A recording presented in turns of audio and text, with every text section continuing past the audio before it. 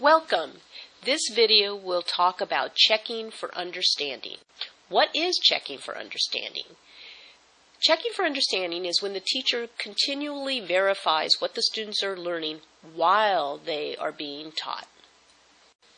Why is it important to use CFU? It allows you to make instructional decisions during the lesson. It allows you to monitor students' progress in real time so as not to wait until formal assessments in order to revise your lessons. Think about it. If you spend a whole week teaching a unit and then on Friday you give a formal assessment, a quiz, and the students don't understand anything that you've taught them, you've wasted a whole week of your life and their life. It's better to monitor as you go along so that you can revise the lessons if necessary. Time is precious.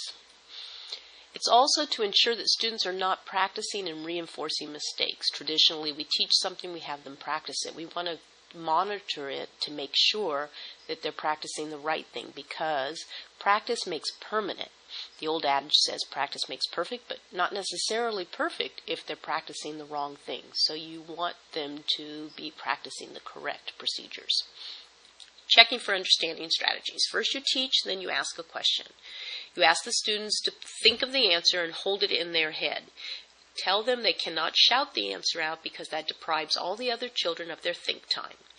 I would discourage you from having them do self-evaluations. I've had people in the past say, if you understand, thumbs up. If you don't understand, thumbs down.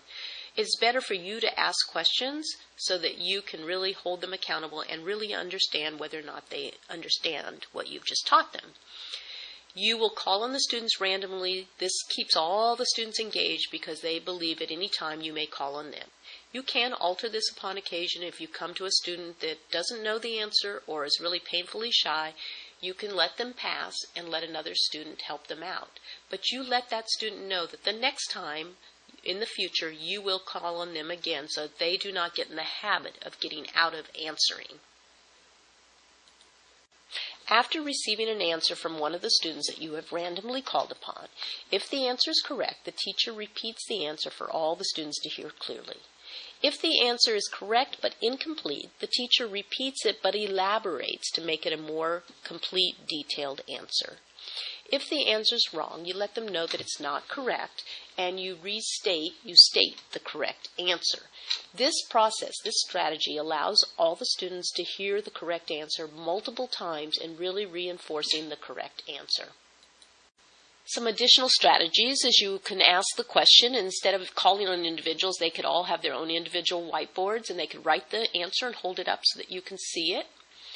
If you don't have whiteboards, you can take paper, 8.5 by 11, fold it in half, fourths, and then eighths, and they can write the answer on the little rectangle of each eighth, each side of the paper, hold it up on their chest where you can see the answer, but their neighbors cannot, and they can just keep flipping the paper till their blank piece is available to them. You can also have exit tickets. You can have a little mini lesson and have a little written quickie quiz, which is 1 or 2 questions where they would write their answer and you would have them turn it in to you. You can also kind of do the same process with a do now or warm-up activities where they have a question or an activity that would give you an evaluation of whether or not they understood the lesson. Now, it's very, very important that with exit tickets and do nows and warm-up activities that you grade it. Well, you have to grade it for a grade in your grade book, but you have to look at it, evaluate it, and give them some feedback. As you can see, checking for understanding is quick and easy. It is very powerful in many ways. One, it can help you guide your instruction and help you modify as you go along so you don't spend time going down the wrong path and wasting your time and frustrating both you and your students. It also is very good for student engagement because if they know they're going to get called on, if they know if they have to write an answer down on a whiteboard, if they have this kind of constant interaction, it's going to keep them involved and engaged. So I strongly encourage you to use checking for understanding in your classroom. Thank you for visiting. I hope you found this video useful. Please subscribe to this YouTube channel for the latest updates, and your comments are always welcome. You can also visit our webpage to get a copy of this presentation, and there are other teacher resources available there as well. www.mastermiddleschoolmath.com. Thank you for visiting.